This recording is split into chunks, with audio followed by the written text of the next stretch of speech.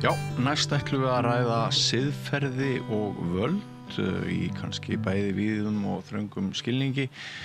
Við ætlum að skoða nokkur mál hér innan landsteinana og fara einnig á erlenda grundu, hneyksli ríkislögreglustjóra og málalok,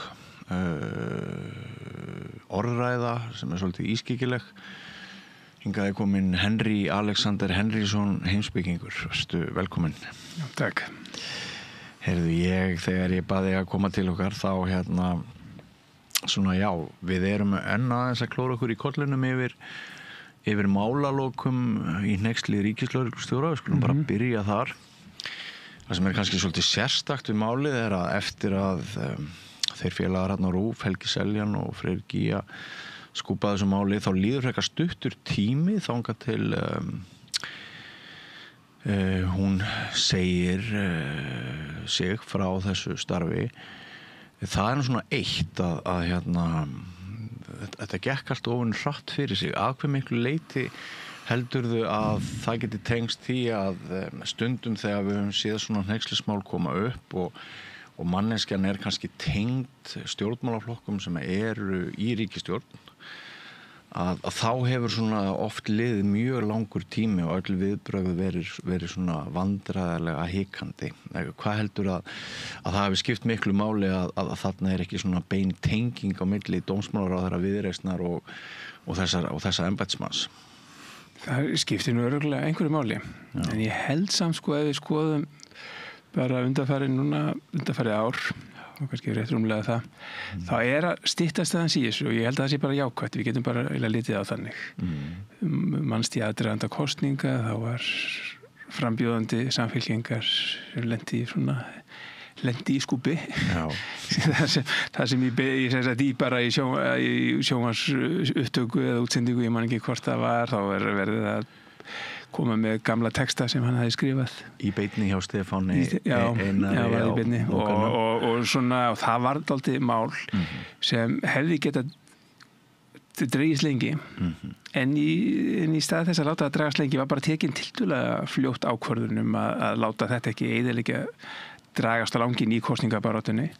og það var fundin bara lausn þarna sem ég held að hafi verið bara frekar farsæl á þeim tíma. Og mjög skjót. Mjög skjót, það var alveg áberandi að það var svona önnur hugsun hérna hjá þessum flokki heldur en kannski þeim sem var. Önnur hugsun hjá Kristrúnu? Já, hjá henni að sem sagt að það væri eftirsóknarvert að ljúka þessu sem fyrst og láta ekki dragast og láta ekki persónur skyggja á embætti eða stöður. Já, hún tekur trúverðuleika flokksins fram yfir hún gerði það, ég held að þetta hafi verið alveg rétt og rétt brugðist við á þeim tíma. Við sjáum þetta aftur hjá barnamálaráðherra sem fólk náttúrulega kannski getur haft alls konar skoðanir á en grunnhugsunni var það að hún myndi stíga til hliðar sem fyrst og láta ekki sem sagt málið skyggja á embættið eða embættið væri eitthvað svona grunnhugsun embættið sé stærra, við sjáum þetta bara í löndunum í kringum okkur að þegar ráðherrar að segja af sér eða embættismenn þá grunnhugsun alltaf þessi við höfum bara ekki efni sem samfélag eða þjóðfélag á embættismönnum eða kjörnu fulltrúum í þessu stærstu stöðum, eins og ráðherrastöðum, að setja veik í stöðunum. Þannig að hugmyndin þessi, þú fer til hliðar,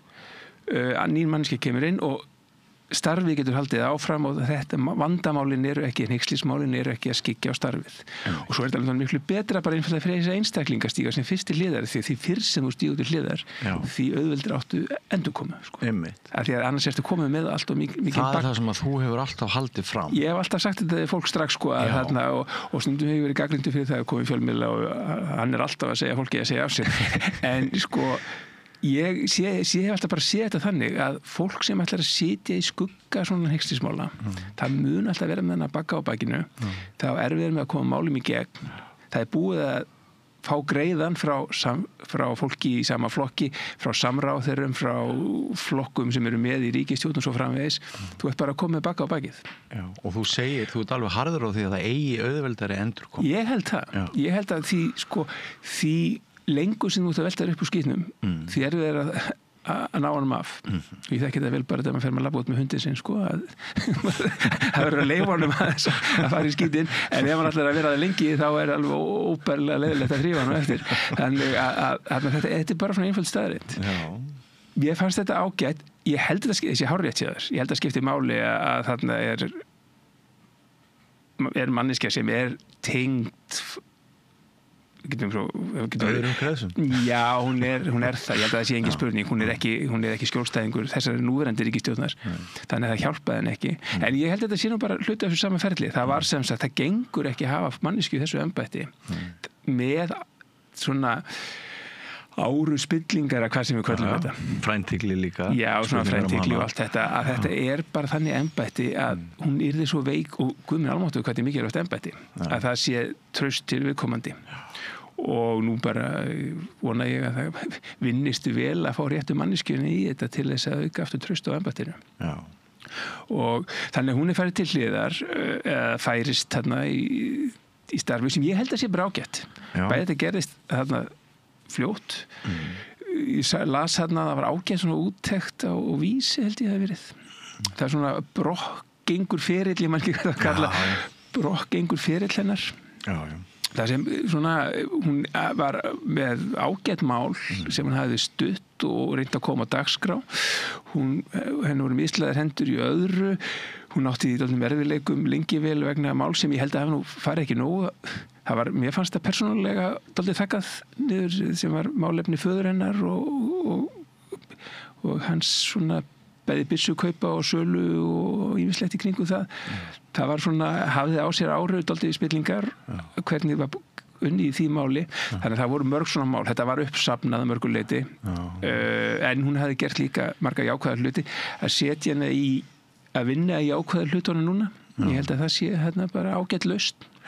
Það er náttúrulega frekar lítill hvati fyrir undirmenn hennar að rannsaka mál þar sem að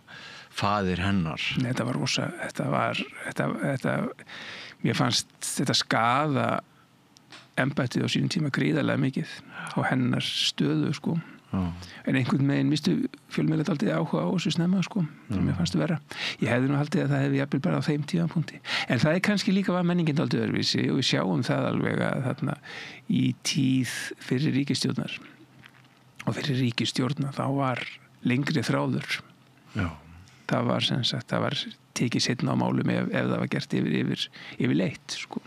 Við höfum svolítið átt því að venjast að hér hafi viðbrögð við hneykslismálum verið önnur en til dæmis á hinum Norðurlöndunum. Já, þetta hljómar dálítið sem svona klísja en þetta er bara staðreynd. Að það er sem sagt svona, það er ákveðin svona lýðræðisskilningur hérna að við þurfum bara að bíða fram á kosningum og sjáum til þá sko. Að þarna hvort að ef þeir gengur vel í prófkjöri og síðan í kosningum þá skiptir einhver máli hvað gerðir á kjörtíðanbylunu. Bjarni Ben veifaði þessu alveg stanslaust sko, alveg stanslaust sem var alveg rétt hjá hann einhverju leyti ekki með fleiri atkvæð á bakvið sem heldur en ég verið ekkert að tala það sem ég hef gert eða mína sögu. En þetta galin nálgun, skoðanakönnun á 4 ára fresti og svo getur bara allt gerst þar á milli. Já, og svo geta menni mitt setið mjög veikir lengi í embættum. Mér finnst til dæmis sem núna fráfarandi formaður Framsóknarflokksins hafi verið gríðarlega veikur lengi sko. Hann einhvern veginn náði sér aldrei á strik eftir ákveðið mál sem kom hérna upp. Það sem hann viðhafði rasísk ummæli. Já. Og sem voru kannski einhvers konar óhefni einhverju leyti fannst honum að ég misti þetta út mér þetta á ekkert að vera stórmál en ég held að það sjáu allir að hans ráðherra tíð eftir það var veik og staða hans hefur verið mjög slöpp síðan og sem endar með því núna að flokkurinn er alveg gríðarlega slemmu málum. Veitna til uppákomu á var ekki búnaðarþing. Jú. Og já. Ég fannst það á þeim tíma ástæða og ég var gagnrýndur fyrir það eitt dæmi þar sem ég var að kalla eftir afsögna ástæðulausu sko. En ég sá að maðurinn yrði gríðarlega og ég sagði það þessum forsendum ég held í fram að ráðherra í Noregi til dæmis þurfti að segja af sér eftir þetta af því að það sem sýndi sig svo að hann þurfti að taka út greiða hjá samstarfsflokkurum í ríkisstjórn og hann sat aldrei veikur eftir og málaflokkur sem gríðarlega mikilvægur bara þetta skaðaði þann málaflokk Þannig og við sjáum það líka bara hvernig einhvern veginn horfir aftur í tíman hvernig þessi ár síðan hafa bara ekki aðstoð, hann var endur í vondumálu eða þetta erfitt eða þú ert formaður flokks og það flækir málin kannski erfið að stíga til hliðar þá en ég held að hann hafi aldrei náð sér að strika eftir þetta. Ég held að ástæðan að fara til hliðar núna bara eiginlega afleiðing þessa máls sko. Já. En svona í ljósi þess að þú nefnir þá kviknar hjá manni vonar glæta að við séum kannski að taka smá framfara skref í viðbröðum við hneykslismálum og séum kannski að færa okkur aðeins nær því sem við höfum vanist utan landsins. Ég að vona að þetta sé ekki bara tilviljun, það sé ykkur hugsun á bak. Maður veit aldrei svo getur maður fengið allt dæmi sem snýrus alveg á hvolf og maður fattar en ég held þetta sé svona ég vona að þetta sé að skána á þessi hugsun eins og ég kalla þetta klísju á þann eins og á Norðurlöndunum og kannski til Noregs oft þá að sú hugsun sé að verða að svona koma sterkar inn og við höfum nú rætt þetta oft saman sko, ég meina þegar svona persónuhyggli bland sko það er ekkert að leysa, það er ekkert að bregðast í spillingamálum þegar sko fólk gerir ekki kröfu til hvers annars sko, eða sem sagt það er svona ekki gerð krafa til samstarfsfólks sko að þú þurfir að axla ábyrgð fyrir það sem þú sagðir eða gerðir og svo framvegis og það er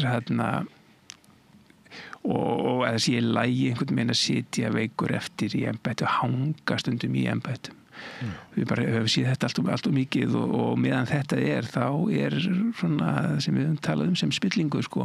hún bara fær að grassera sko. Já, og sorglegt að sjá sko hvað hagsmunir fjöldans og traustið hvað því hefur oft verið varpað fyrir róða bara til þess að vernda einn pólitíkus eða einn embættismann. Já, það er það sem gerist ég meina það sem gerist alltaf sko í þessum málum þegar þú bregst ekki við og þú lætur eins og þú þurfur ekki að bregðast við, ég held að sem kannski líka það að hér er ekkert að sjá, hér þarf ekkert að gera meðan allir sjá og það þarf að gera eitthvað og þá er það náttúrulega, þá ert að skaða það sem við kallum svona trúverðuleika þín ég meina það þú býrð ekki yfir sama trúverðuleika og áður og ef þú ert ekki með trúverðuleika þá hefur fólk ekki ástæðu til að treysta þér og skort og skaði eða sem sagt þegar trúverðuleiki eins til dæmis ráðherra minnkar þá smitast það yfir á hina. Já. Og þannig að það er alveg ljóst ég meina hver niðurstaðan verður við erum að móla trausti til kjörinna fulltrúa með því að bregðast ekki við. Já. Ég naut þess nú í greiningum á þessu fréttamáli þegar það kom upp að hafa spjalla við þig hérna þegar ég setti saman bókum spillingu vegna þess að ég sá ekki betur en að það mætti svona spyrja spurninga eitt afbrigði spillingar sem eða tiltekna tegunda viðbröðum í kjölfar spillingar að hérna þegar ljóst var að hún yrði tekin úr sviðsljósun og færið annað sko þú rætir kælingu við mig í Besti vinur aðal og þú nefndir þar dæmi að eftir að Kristján Þór Júlíusson eftir að hann misti traust margra landsmanna í kjölferð á Namibíumálinu og fór að hafa sambandi við vin sinn Þorstein Má forstjóri og Samherja og til að tökja hann hefði það og það spyrst allt saman út sko að þú vildi meina það eftir það hefði verið svona hans brotalöm og það hefði farið mjög lítið fyrir honum í embætti eftir það, hann hefði verið kældur. Þú talaði líka Illuga Gunnarsson eftir að kemur upp hneykslismál hjá honum þá svona þeir eru látnir feita út á meðan embættis tíminn líður frekar en að víkja þeim frá eða minnka ábyrgð þeirra og mér hefur dottið í hug sko hvort þetta er eitt afbrigði líka af kælingu að svona til þess að halda áfram að færa hana til setja hana til hliðar gallinn við málalókin að mati margra sem maður hittir er að hún skuli halda algjörlega fullum launum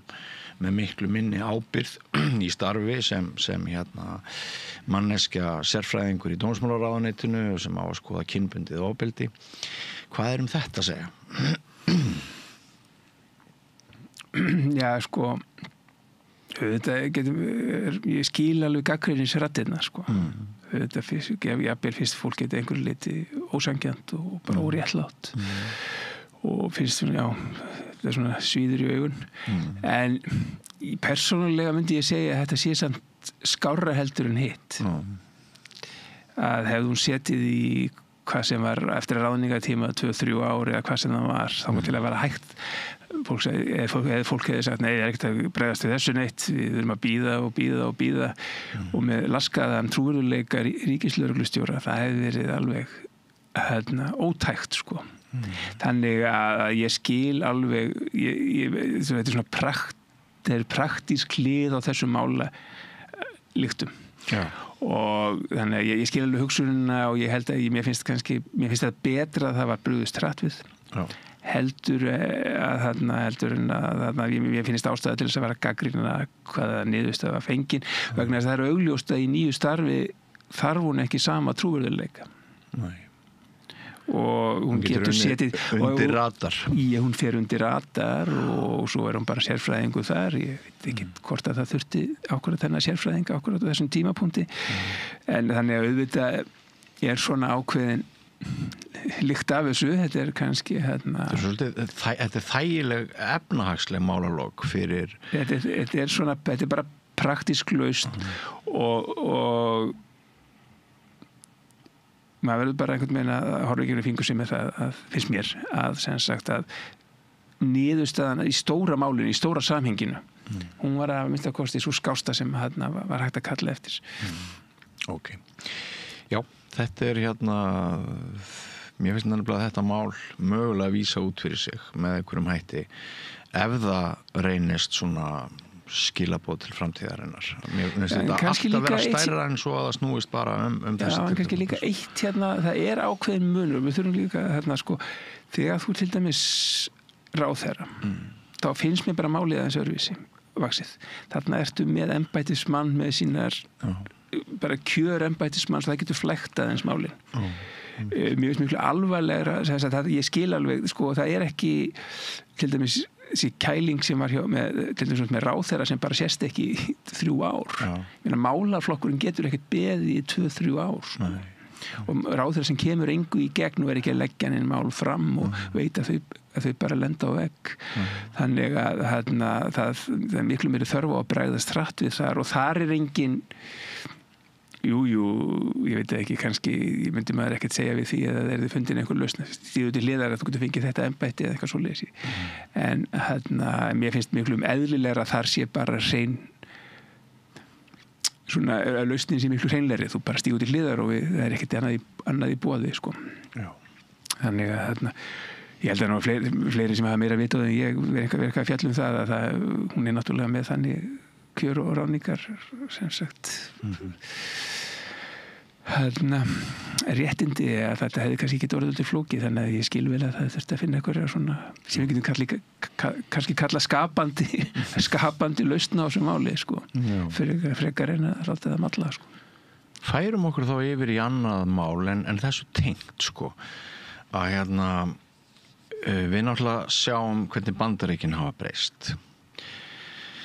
með því að Trump svona stígur fram og grefur undan trúverðuleika hins opinbera og kerfunum sem eru og hann segir hér er ég kraftaverkamaður og ég ætla að ráðast á þetta og svo hann verður tvís á forseti núna er hann á öðru kjörtímabili og hann hefur heldur betur látið hendur standa fram úr ermum núna eftir hann komst í valda aftur ég meina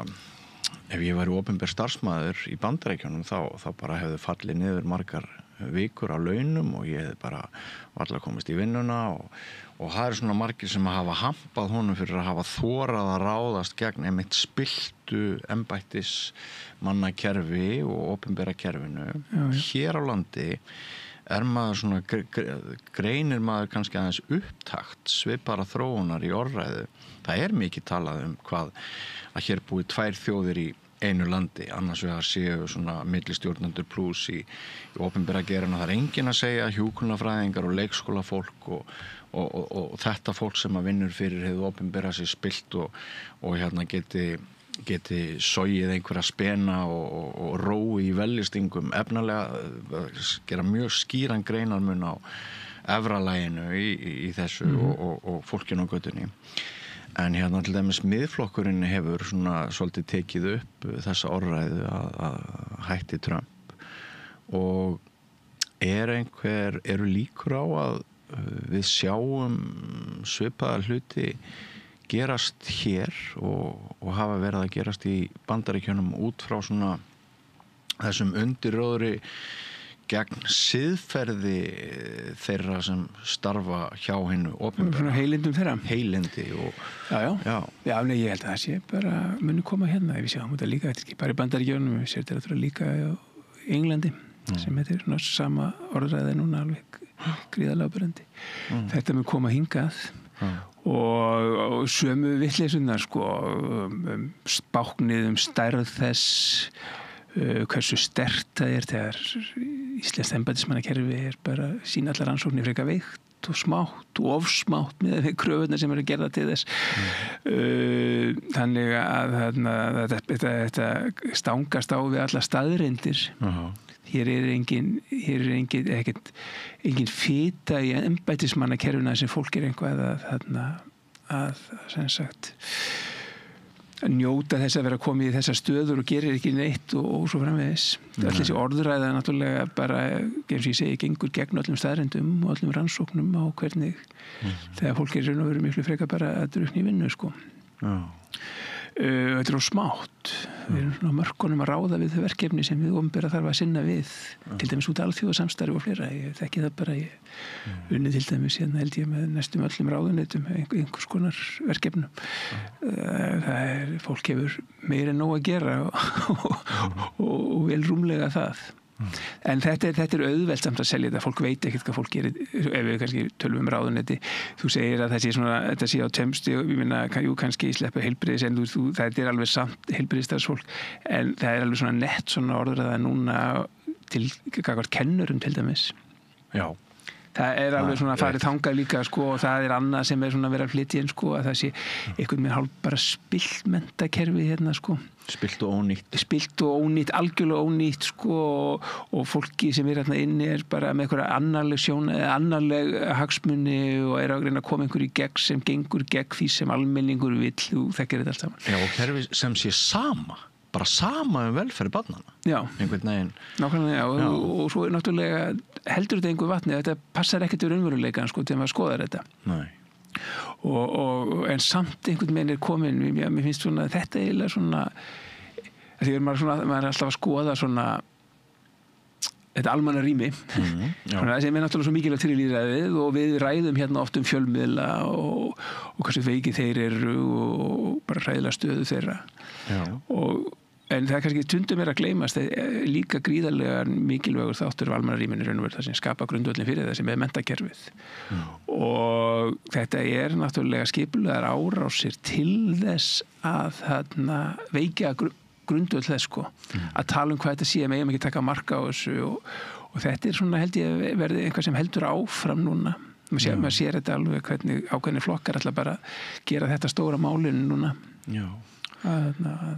Og þetta finnst mér, sko, ef það tekst að draga stórkostlega úr, sko, auðvitað eru menntakerfið með alls konar vandamál og áskoranir og guðminn almáttugur, en ef það er verið að reyna skipulega að draga sem sagt úr trúverðuleika þess, þá getur það haft alveg stórkostlega alvarlegar afleiðingar.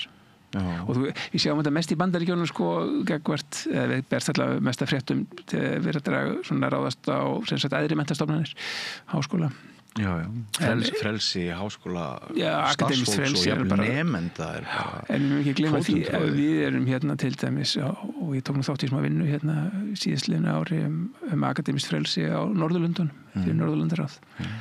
Og það er að molna úr því á Norðurlöndunum, jafnvel, þar sem við heldum við værum á góðum stað, sko. Já, er það? Já. Og þetta er náttúrulega eins og gengur að oft eru stjórnmálamenn, sko, að reyna að bregðast við einhverju svona öfgafullir umræðu, sko, halda að það sé betra að reyna að bregðast við heldur en að bregðast ekki við því að þá muni öfgaöflin bara ná sviðinu, sko. Af hverju er að molna undan frelsi fræða fólks á Norðurlöndunum, hinnum? Já, og hér. Það er náttúrulega kannski fyrst og fremst með afskiptum stjórnmála að það fjárveitingar og annað, það sem sagt þegar svona þessi orðræða fer að grafa sig sem sagt að það sé eitthvað lið þarna sem að gera eitthvað sem bara annað en almenningur vill að sé að vera að gera, það þekkir þessu orðræðu Fínir menni í háskólanum sagði dómsmálaráðherra fyrir nokkrum dögum sendi eiginlega eitraða pillu til fræðasamfélagsins eitruð pilla sem hefði maður búist við að kemur úr annari á maður hefði nefnilega búist við því og þegar það svona verið bara svona, ég heyri þetta svo ofboðslega oft, það sem fólk segist sko, sem fólk sem veit ekkert hvað er að gerast í háskólum segist við alveg vita hvað er að gerast í háskólum og svo kemur eitthvað svona algjör vitleysa þarna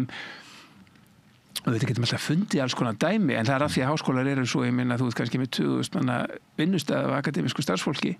og svo eru náttúrulega það dálítið róttaka skoðanir inn á milli en þú getur ekki dæmt alla fyrir sem einhver 2 eða 3 sögðu sko einhver tíman það myndi ekki gera það við annað vinnustæð en það er svo auðvelt að halda fram að svo er einhver vitleysu haldið fram að í háskólunum og að það tekur enginn, maður sér þetta til dæmis í þessu, það er svo mikið, ég reyna að fylgjast með svona til þess að fylgjast með þessum svona, þessar orðið á Íslandi að ég kallaði stundu það svona þráhyggjubloggið á MBL sko, það eru svona þráhyggjubloggar þar sem verðum svona furðu skoðanir og ég reynir svona að fylgjast með hvað er nýjast hjá þeim og það er einmitt mjög algengt að halda einhverju svona furðulugu fram skólakerfið og það sé jafnvel bara stór hættulegt það sé svona almennt einhverjar jaðarskoðanir sem er verið að ýta fólki jafnvel verið að reyna Það er jafnvel komið inn í sko íslenska umræði núna nýverið marxískar hneigðir kennara og eitthvað svoleiðis. Já, þetta sem sagt að einhvern veginn svoleiðis og svo nota menn einhver uppnefni sem þetta eftir í hug sem þeirra lesendur munu alveg skjálfa beinunum yfir en svo er þetta ekkert rökstutt eða reynda að útskýra hvað þetta er sko. Þetta er bara copy-paste af Trump sko. Þetta er það náttúrulega eða og Trump náttúrulega fær þetta annars staðar frá þetta er náttúrulega þetta er náttúrulega fært aldrei upp í hendunar á honum hvað hann á að segja sko. Akkurat, og það er náttúrulega okkur hugveitur í Bandaríkjunum sem eru höfundir af þessu öllu saman þetta er miklu eldra og búið að vinna í þessu lengi sko. Þannig að þetta er náttúrulega alveg stórkostlega alvarlegt og svo er þetta einhvern veginn tekið úr öllu samhengi upp hérna til dæmis á Norðurlöndunum til dæmis En hver er staða Íslands miðað við Norðurlöndi? Þú segir að þessu frelsi hafi farið rakandi Já, það er svona ekki eins sterkbyggt getum við sagt sko. Við sjáum brestin að vera að koma svona glitta í það sko. Og svo eru menn þá að ritskoða sem meir í opinberri umræðu Já, svo er þetta svona akademískt frelsi náttúrulega hérna viðtækt sko og margbrotið og það er þannig hluti náttúrulega í þessu líka sko og það er ástæði fyrir því að það er mikið talað hvort að þurfi til dæmis að koma hlutum eins og akademískt frelsi og rannsóknarfrelsi og öðru inn í til dæmis stjórnarskrá sem er komið á sömu Norðurlöndum en ekki annars staðar sko af því að þú ert með kannski háskólalög maður ekki gleyma því að ef það þarf bara einfaldan þingmeirihluta til þess að breyta sem sagt við erum núna með þetta alveg akademískt frelsi í lögum háskóla en þegar maður er komið kannski einum kosningum frá því að það er einhver sem komið til valda sem sko við erum búin að horfa svo mikið á önnur lönd svona eins og Ungverjaland og haldi bara þetta er bara þarna og við þurfum sko gott að fylgjast með þessu en þetta mun aldrei koma til okkar en við erum alltaf bara einum kosningum frá því að þarna gildi sem við heldum að væru bara sem sagt óbreytanleg og væru bara hluti af einhvern veginn DNA okkar samfélagsgerðar. Það er akkurat það sem margir upplifa núna. Já, svo bara allt í einu, við heldum að þessu er aldrei breyta, enginn myndi þora að gera þetta. Einmitt, er ekki mikil hreyfing á þessum gildum? Sem við höfum haldið að væru einhvern veginn myndu lifa flest af? Jú, það er svona málið að við erum að gera okkur grein fyrir að það er ekki búið að rétt að höggva þau í stein. Þeir eru bara óefnisleg og það þeir þurfa að vera til í almanna rýminu. Og ef það er hægt að kippa þeim út einfaldlega til dæmis með einfaldri lagasetningu og sem við höfum séð í löndum eða jafnvel með forsetatilskipunum eins og í öðrum löndum þannig að þetta maður er svona pínu áhyggjur af þessu þetta er eitt aðeins til dæmis að því að tala um þetta akademíska frelsi sem ég ætla nú kannski ekki alveg að festast í hérna en ég meina fólk getur haft ýmsar skoðanir til dæmis á því sem við köllum nýja stjórnarskráin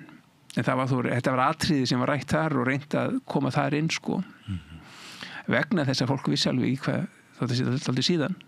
þetta er eitt af þessum atriði sem þurfti að fara að huga að og við sjáum þetta núna ég mann rétt, þá var það að minnst Finnar konum með þetta inn í stjórnarskrá önnur Svíþjóð og Noreg eru að hugsa um það eða komið á mismunandi langt Íslendingar og Danir eru svona, við erum með okkar stjórnarskrár og það mun líklega aldrei gerast sko það er svo erfitt að breyta stjórnarskrá þannig að þetta, og fyrir kannski almenningi er þetta ekki stórmál sko en þetta er svona dæmi gildi sem við heldum að bara væri alveg á hreinu en við sjáum þetta bara frá Bandaríkjunum, við sjáum þetta í sumstaðar í Evrópu, að þetta er ekki neitt, þetta er einum kosningum frá að allt í einu bara er bara nýgildi. Og svo er auðvitað að selja svona, bíla fólki í menntakerfinu, bara einhverjir róttæklingar og villisingar, auðvitað þarf að vill almenningur koma böndum á þá. Já. Sko, hann Þórólfur Matthíasson, hagfræðingur, prófessor emeritus við HÍ, hann benti einmitt á það í samtali við mig hérna daginn að það er sko þessir meginstraums fjölmiðlar svo gulluðu, þeir eru alltaf að fá greiningar aðila frá bönkum til þess að tala vexti og svona og hann vildi meina réttilega að mínu mati að þeir væru náttúrulega einhverju leyti að ræða eiginhagsmuni, sérhagsmuni þegar þeir stíga fram sem hlutlausir álitsgjafar. Það er ekkert verið að vara almenning við því að þarna sé fólk að ræða hag okkar allra og sem sagt hlutskipti sérstaklega þeirra sem eiga lítið eða skulda mikið að það er náttúrulega bara helvíti að vera skuldugur Íslendingur á leigumarkaði í þessu vaxta fári sem að hér hefur verið svona lengi og hann vildi bara sem sagt nota tækifæri og gera greinamun á því að ef kallaður væri til sérfræðingu frá háskólanum eins og hann orðaði það þá gæti sá tala fyrir almennum hagsmunum og meðan hinn myndi tala fyrir sérhagsmunum. Það er ekki allir sem eru hrifnir af þessum málflutningi en þú ert algjörlega sammála Þórólfi. Já, algjörlega og þetta hefur þetta aðeins breyst sko eða ég held að flesti bankarnir séu hættir að reyna að selja þetta sem eitthvað svona hlutlaust sko. Ætti þá ekki bara fréttastofan að vara við? Ég svona, ég meina ef ég man þetta rétt, þá var ég öllum þremur stærstu bönkum að vissu kosti, þá heitir bara það sem ég vil tala við, bara heitir bara yfirhagfræðingur Arion banka eitthvað svo leiði sko. Ég hefði haldið að það væri bara nú augljóst þá að það yrði bara útskýra sem sagt. það væri svona augljóst. Mér finnst það ekki alveg augljóst sko. Mér finnst að það ætti þá bara að vera hálf málskrein, stutt málskrein í fréttinni sjálfri sem varar við því. Að þarna sé nú kannski ekki einhver svona Jú, en ég stundum svona, ég meina það eru aðrir, ég meina alþýðusambandi með hagfræðinga í vinnu og fleira sko, það eru talsmenn launafólk sem geta svarað sömu spurningunum sko. Það er nefnilega málið. Það er alveg hvort sem það fara upp í háskóla eða við aðra hagsmunaaðila sko. Og mér er stundum aldrei skrítið að það sé ekki gert meira af því sko. En það auðvitað er þetta rétt að þarna sama með náttúrulega þess að bara hagsmuna, sko ég er ekkert á móti hagsmuna samtökum sko, þau þurfa að vera til og bæði náttúrulega fyrirtæki eins og bankarnir en svo náttúrulega líka þessi hagsmuna samtöku eins og við sjáum hérna samtökuð neðar eins og fleiri sem eru bara sinni hagsmunagæslu sko, en það er stundum talað við þekkjum það báðir, hvernig stundum við talað við fólk þaðan sem einhvers konar bara álitsgjafa, hlutlausa álitsgjafa sem eiga sem sagt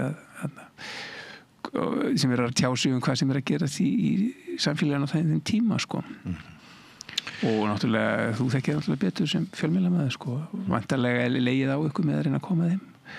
koma þeim að í umræðinni sko. Ekki síst að maður vinnur á stóri fréttastofu sko. Já.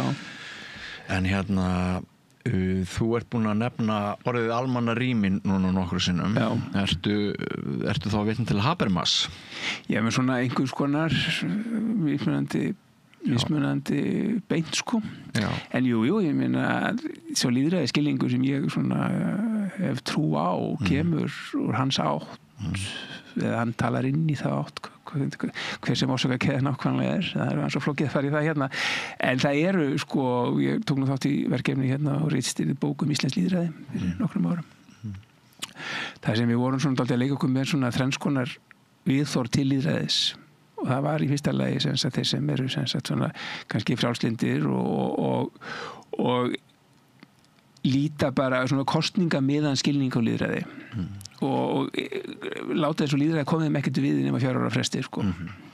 Og þetta er mjög ríkt viðhorf að fólk stundum greinir ekkert á milli hugtakana lýðræðis og kosninga sko. Það er bara alveg að sama fyrir þeim. Og svo eru hinnir sem eru líka kosningamiðaðir sem eru kannski vilja sem sagt hafa ekki trú á þessu fulltrúalýðræði og vilja sko að því að í fyrsta skilningnum er náttúrulega bara fulltrúalýðræði sem skiptir máli og fulltrúar kann bara höndla með málin svo tekka maður á því hvað gerður síðastliðin 4 ár. Svo er hinnir sem vilja kannski meiri svona bara valdi til sín, kjósa flest mál, en aftur bara kjósa, það verður sem sagt alveg stanslaust og verður að taka þátt í sem sagt fá meiri kosningar. Og þetta eru svona tvenskona kosninga með skilningur og lýðræði. En meðan ég og fleiri náttúrulega erum kannski á þeirri skoðun að ef við erum að tala lýðræði þá erum við að tala sem sagt samræðu samfélagsins, bara stöðuga samræðu samfélagsins. Já. Bara á hverju einustu mínútu alla daga. Sem þarf að vera óheft. Það þarf að vera óheft og þegar við talum almannarými þá erum við að tala svona þennan vettvang sem þarf að vera, það er ekki eitthvað eitt torg. Heldur þetta er ekki fysiskt almannarými, heldur þetta bara allir þær stofnanir sem þurfa að vera til, ég er búin að nefna, við erum að tala um fjölmiðla, við erum að tala um menntakerfi, það eru svona stofnanir sem þurfa að vera í lagi til þess að undirbyggja, að gera þessa sem sagt stöðugu samræðu samfélagsins mögulega alla daga. Og svo koma náttúrulega samfélagsmiðlar inn í þetta og það er svona kannski við tölum almannarými og hvað sem nafn sem maður notar og það er svona raun og veru andstæð með það sem kannski, maður hefði kannski haldið að samfélagsmiðlar hefðu komið sterkir hérna inn en þeir gera náttúrulega það sem, og mikið búið að tala um þetta að sem sagt og rannsakaðu þetta en sko það sem þeir gera er að þeir búa til þess að sem við köllum þessa bergmálshella þeir verða ekki, þeir aðstóðu ekki almannarýmið heldur setja þeir fólki í ákveðin bara svona skoðana helli. Það sem við heldum að myndi auka víðsýni okkar það eru ýmsar vísbendingar að við séum mjög sterkar vísbendingar að það gerist ekki og þetta hjálpar í raun og veru ekki ein ástæðan er náttúrulega því að þannig kannski á löngum umræða er að sko internet er alltaf vefurinn sem var bara opinn og sem sagt ímynda hvað er gerst eða einhver ákvað með patent á honum sko en hann er opinn þetta hjálpaði til við þetta var hjálpaði almannarýminu það sem samfélagsmiðlar gerðu, þetta urðu enga fyrirtæki sem eru til ákveðnis og þeirra hagsmunir hafa alltaf gengið gegn almannarýminu og það sem hefði verið skapað sem sagt samfélagsmiðillinn bara eins og veraldavefurinn það sem hefði bara verið opinn og mismunandi sem sagt öll forritin er ekki að tala saman aðeins búið að breytast núna það er auðvitað að færa á milli og eitthvað svona en ennþá erum við föst á ákveðnum samfélagsmiðlum sem við erum alltaf búin að læra betur á að er náttúrulega stýrt af algjörlega gölnu fólki sko. Þetta er bara alltaf að koma betur og betur í ljós ég meina að fólki loksins farið að skrifa sem var í hringiðinu farið að skrifa bækur og farið í viðtöl og svona þetta er alveg þetta er glæpa líður sem hefur stjórnað þessu enga til og svo erum við að fara í næstu byltingu sem er náttúrulega gervigreindin og aftur er þetta sama fólkið eða sko á bak við þau fyrirtæki og það eru áhyggjur ég meina þegar við erum að tala um þetta almannarými ég held að samfélagsmiðlar sýndu sig að þeir hjálpuðu ekki til að skapa þetta gervigreindin mun jafnvel vera það sem lokar almannarýminu því að það er náttúrulega grundvallaratriði í þessu stöðu samræðu samfélagsins að fólk sé að tjá sig á eigin forsendum eftir eigin ígrundun og svo framvegis þegar þú getur bara fengið þína skoðanir upp sagt, hvernig þú ætlar að orða það er bara gefið einhvern megin þá heldurðu að þú sért að tala já, þú heldur, en þú veist ekki en það í raun kannski ekki Nei, þú ert mjög sterkum áhrifum við erum ennþá kannski að sleppa við þetta en við erum bara örfám kannski 2 árum frá því að þú ert með tölvuna þegar núna búa til inngangin hérna hvað þú ætlar að segja í upphafi og þú reynir að skrifa og það er þinn texti ennþá eftir 2 ár veistu ekki hvað þú skrifaði sjálfur og hvað tölva ritvinnsluforritið sko sko, nú er ennþá fólk, sko, við erum að tala um gervigreind núna vegna þess að við erum að tala um fórstu inn á chat eða fórstu ekki inn á chat. En þetta er svona ákveðin ákvörðun og byrju, hversu, nei, ég fór ekki inn á chat út af þessu, eitthvað svo leiðis. Fólk getur sagt svona núna. Eftir 2 ár, það var alltaf bara komið inn, þú opnaði tölvuna eða hvað búna sem og þetta bara, þú veist ekki nákvæmlega hvenær þú ert að hugsa og hvenær eitthvað annað er að hugsa. Og þetta blandast allt saman í því sem þú ert að gera. Þetta er gríðarlega spennandi umræðefni. Þessi bóar sem þú segir að hérna ráði yfir þessari tækni, eru þeir með því að skapa sundrung og ótta og svona og óttin breytir hegðun okkar og svo framvegis og það hérna getur leitt til aukinna neyslu og svona. Sko, eru þeir fyrst og fremst hugmynd þeirra fyrst og fremst svo að græða meiri peninga á okkur eða eru þeir með pólitískt agenda? Svona heimsögulega? Já, sko, maður sér það er sko þeir ætla að græða peninga á okkur. Það er alveg en svo fá menn svona bara í miðaldra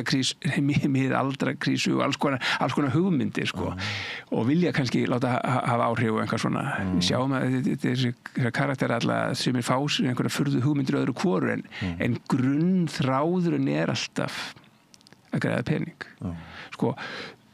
það viðtal 2018 við Zuckerberg stofnanda og aðaleiganda Facebook og núna Meta þarna 2018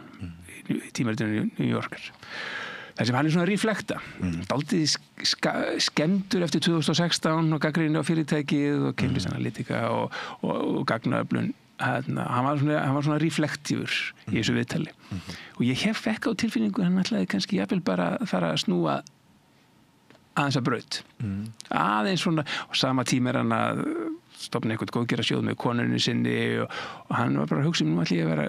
næs og þetta fyrirtæki er ekki lífið, það er miklu tilveranni stærri og allt þetta og ég hefði mikið átt að gera þetta, við vorum ekki að hugsa og svo líða svona 2 ár 1-2 ár og þá bara nei, við erum að græða pening og Meta er stofnað og það er meiri þeir reyna að steypa saman WhatsApp, Instagram og Facebook betur og allt þetta sko og sko, þetta var örlítill moment í lífi já, og svo bara nei, við ætlum að græða pening og það er bara fyrst og fremst ég meina það varð að láta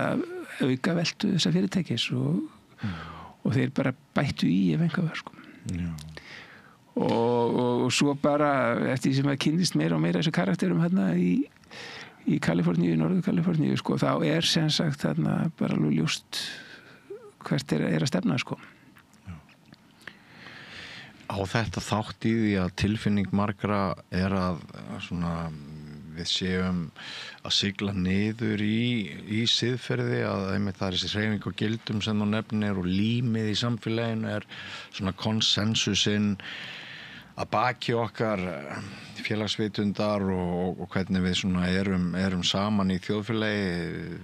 það er rof sýnist mér á ýmsum sviðum myndirðu segja að tæknin eigi mikinn þátt í því ef rétt er að svona gott siðferði og sameiginlegir sáttmálar sem binda okkur saman og bæta heiminn gæti kannski einhver sagt sé aðeins að láta undan það er það sem ég er að segja það er, sko, nú vil ég samt ekki tala, sko, maður alltaf passa sig á því að það er ekki þannig að það var ekki siðfræðileg gullöld hérna einhvern tímann áður eða eitthvað svoleiðis ég meina hagsmuna öflafa alla tíð fundi leiði til þess að skaða almannarými eins og þau gátu, sko. En kom ekki blómaskeið ákveðið eftir seinna stríð? Eða er þetta bara einhver mýt? Jú, en ég meina við sjáum það samt, ég meina við sjáum þetta í gegnum alls konar réttindabaráttu og ýmis gildi sem hafa náð þrátt fyrir alltaf fljóta ofan á en við finnum það líka núna við erum að kynnast í alveg rosalega sterkt núna að þessi gildi eru óefnisleg það er ekki búið að mitlaðu í stein ég vil bara einföld hluti svona ýmis mannréttinda mál sem við heldum að væri komin í höfn eru allt í einu bara í bullandi bakslagi og og þetta svo ég veit ekki alveg hvernig orsakakeðnir alls konar, það þessi tækni en líka bara ýmislegt, ég meina það við erum að gera svo margt á undanförnum áratugum sem gekk gegn þeim leikreglum sem við heldum við værum búin að sammælast Dæmi? Já, við sjáum bara kannski bakslagi byrjaði upp úr aldamótum þegar þetta voru terror hjá Bandaríkjamönnum sko nú ekki svo Bandaríkjamenn hafi ekki verið algjörlega siðlausir á alþjóðasviði lengi sko en þetta algjörlega siðlausa sem sagt siðlausa nálgun þeirra á svona gagnvart alþjóðastofnunum byrjar þarna alveg sko nær nýjum hæðum og býr til, ég meina það bara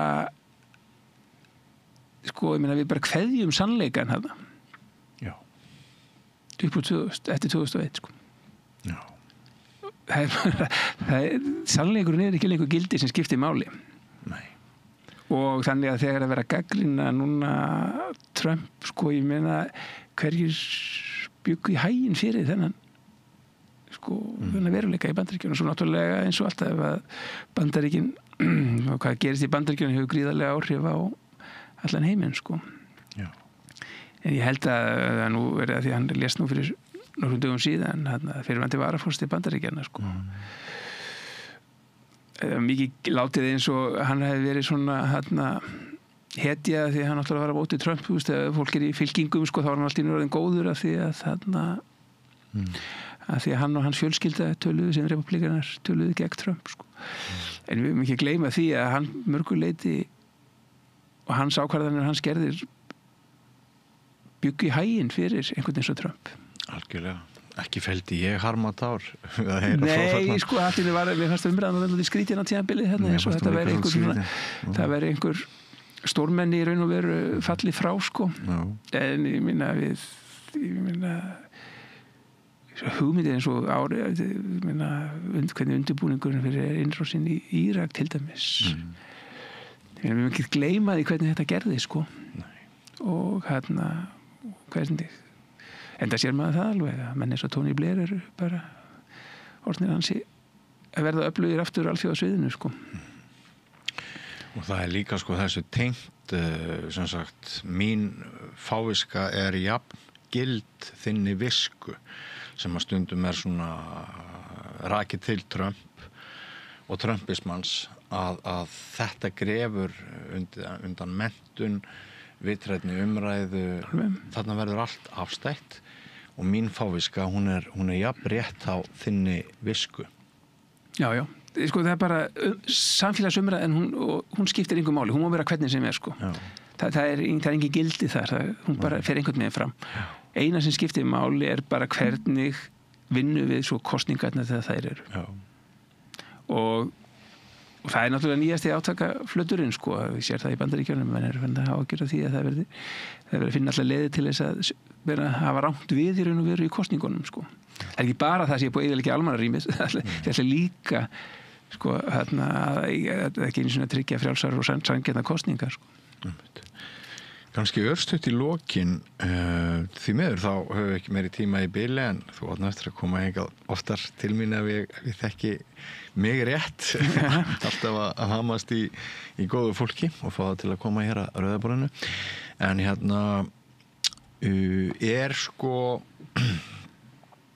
er eitthvað samband á milli þess að svona vinstrið í íslenskri pólitík virðist bara sem ég segja það sé bara búið að þurrka það næstu því út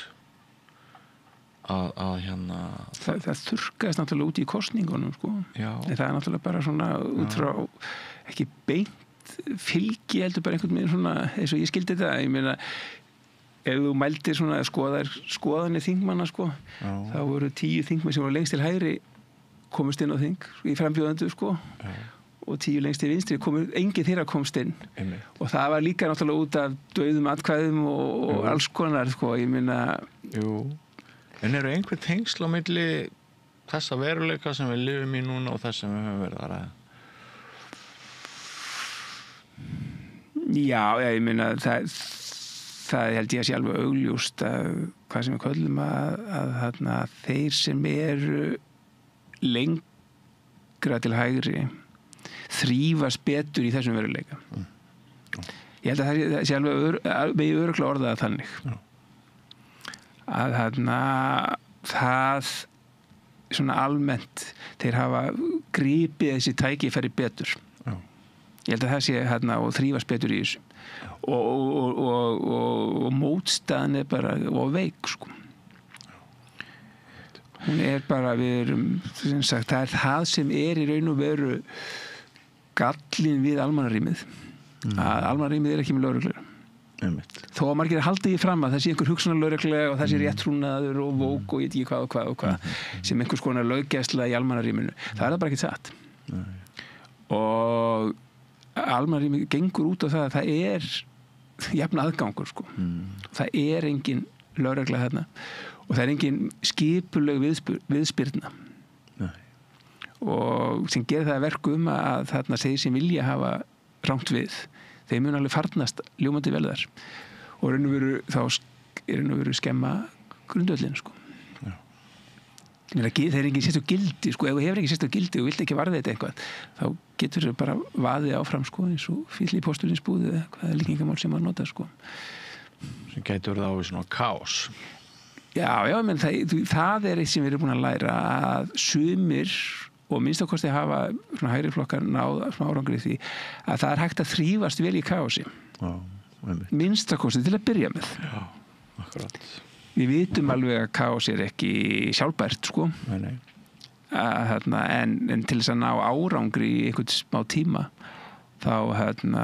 getur það bara verið mjög sniðug sko, svona bara hernaðarlið sko. Já. Setja allt upp í loft og þrífast vel í því og vera viðbúin undir það sko. Já. Og reyna að rifja upp hugtökin þegar ég lærið heimspeki. Kosmos er andstæða kaos, eða hvað? Já, ég meina það er það er hinn skipulegi heimur. Það er skipulegi heimur. Og það er sem minna og svo er önnur hugtök eins og logos sem eru svona eitthvað svona rökskipun á bakvið þetta allt saman. Og ég meina lýðræði sprettur út það tengist þessari logos hugsun að það sé einhver rökræna í veruleikanum og það sé verkefni okkar allra að svona færa okkur í átt að þessari rökrænu veruleikans og ég trúi á hana en eins og ég segi, maður gerir það ekki með einhverju lögregluvaldi. Kannski ræðum við logos næst. Það væri eitthvað. Í 50 mínútur. Það væri alveg tilefni þess. En kæra þakki fyrir komuna Henry Alexander Henrysson, alltaf mjög skemmtilegt spjalla við þig og áhugavert. Takk. Já, takk fyrir mig. Ekki fara langt, kæri hlustendur og áhorfendur, við höldum áfram eftir andartak. Samlokubrauð, maltbrauð, tékkneskt súrdeigsbrauð, brauð ársins, Bernhöfts bakari, íslenskt handverk síðan 1834.